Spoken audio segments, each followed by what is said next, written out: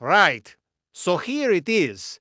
The lovebird breeding setup, full tips and tricks included. So let's get started. So this is the breeding cage. It is 18 by 18 by 24 inches, and we ray nabi housing to pairs in there, so that means one breeding pair, and then a secondary pair or a backup breeding pair. Now, of course, you can house one breeding pair in here, but if you do, you want to make sure that they have a lot of toys in there and they don't get bored. In fact, if you just have one breeding pair, I would recommend that you actually purchase two of these cages and just have one for breeding, and the other one just full of toys for them to play with. This way they won't get bored when they not breeding, because I have noticed with my birds that when they not breeding, they spend most of their time playing.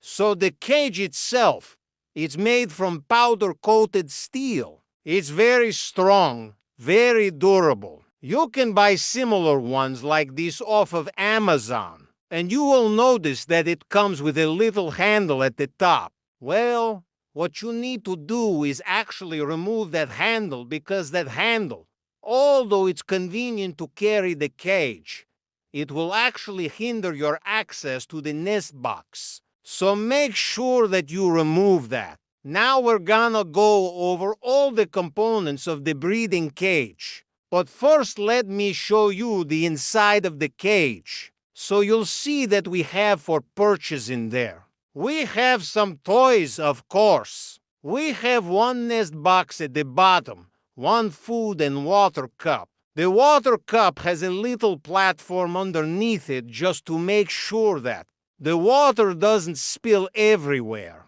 And you'll notice that there is an egg-laying platform underneath the nest box. So whenever the hen lays an egg, it will roll down into the egg-laying platform where I can easily collect it and then put it into the incubator. Let's take out the nest box. So this is the nest box itself. It's a 5-inch by 5-inch nest box, and you want to make sure that it has proper ventilation.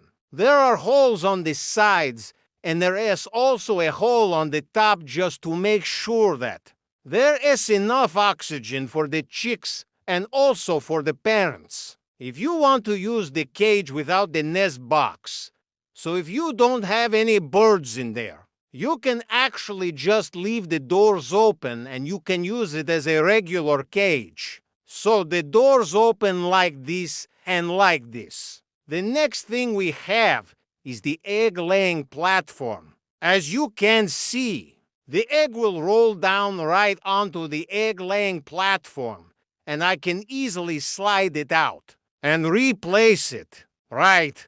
So you'll notice that the egg-laying platform has a little lip on it, right? So what that does is that makes sure that the egg does not fall through the bars. Instead, it gets stopped by that little lip, and then it rolls onto the egg tray. Next up, we have the food and water cups. As I mentioned, the water cup has a little platform underneath it just to make sure that water does not spill everywhere. These are just standard cups. You can purchase them online. You can use a bottle if you want to, but I prefer the cups because it's easier for me to change them more frequently. And of course, the food cup. Now the food cup has a little lid on it. Why do we have a lid? Well, we have a lid because the birds tend to throw the food everywhere. So the lid prevents the birds from throwing the food everywhere.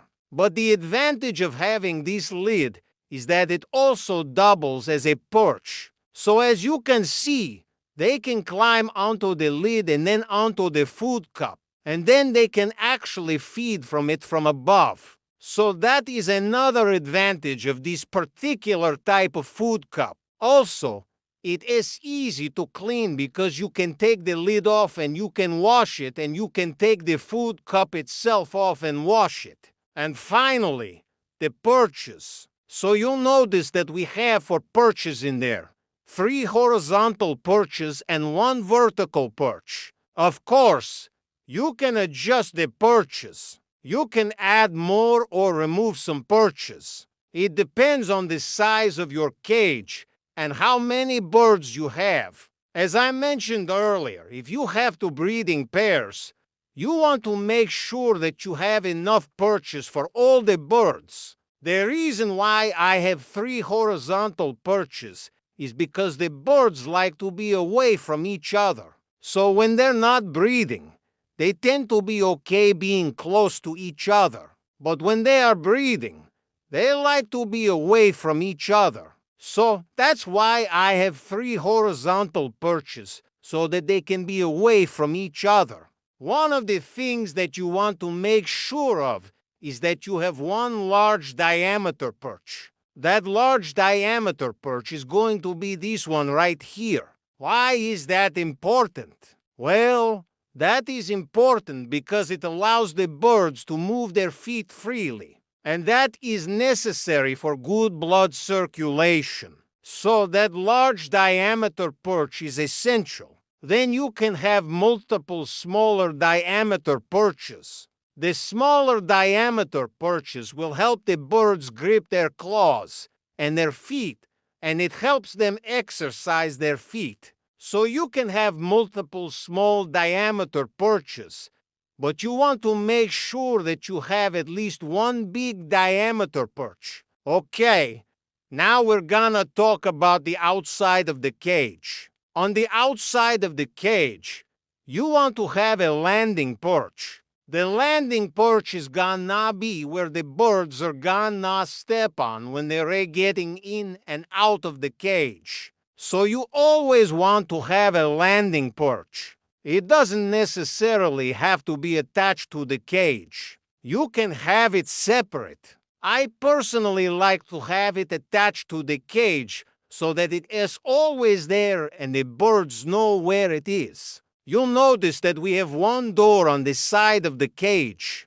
So that door opens like this, and that is where I am gonna put the nest box in. I'm gonna put the nest box right in there. So I can open the door, put the nest box in, and then close the door. The reason why I put the nest box in that corner is because I want to make sure that the entrance of the nest box is facing away from the doors. What I found is that if the door of the nest box is facing the door of the cage, the birds tend to get spooked by that door and they don't want to go in. So that is why you want to make sure that the doors of the cage and the doors of the nest box are perpendicular to each other. On the top of the cage, you'll notice that we have 2 little holes. Those holes are for ventilation. I cover them with plastic just to prevent drafts from coming in. But you don't have to have those covers on there. And then we have another perch on top. So this is the perch on top, and this is the perch that the birds like to use when they're playing. They like to jump from here onto the toys. So this is where they like to hang out when they're playing. Of course, you can customize your cage however you want. You can add more perches. You can add more toys. It really depends on what you want to do. Of course, I have the birds facing towards the window so that they can get natural light. And then on the side, I have the water cup. So the water cup is always on the side of the cage. And then I alternate between food and nest box. So whenever I put the nest box in, the food goes on the side. And then whenever I remove the nest box, then I put the food in that corner. And I put the water cup over here. As far as the actual nest box goes, you want to make sure that you use a nest box that is dark. The reason for that is because you want the parents to feel safe in the nest box. A white nest box, yes, it's easy to see through it, but it doesn't provide that sense of security for the birds. So you want to make sure that you use a dark nest box, and you want to put nesting material in there. Nesting material can be anything from paper towels to toilet paper rolls, anything soft that they can lay their eggs on. The reason why I love this cage is because it's very spacious. It's a great size for 2 pairs of birds. And also because you can convert it easily into a single cage if you just have 1 pair. So, that's why I like this particular cage. It's very versatile. Hopefully this video was helpful. Let us know if you have any questions, and we'll catch you in the next one.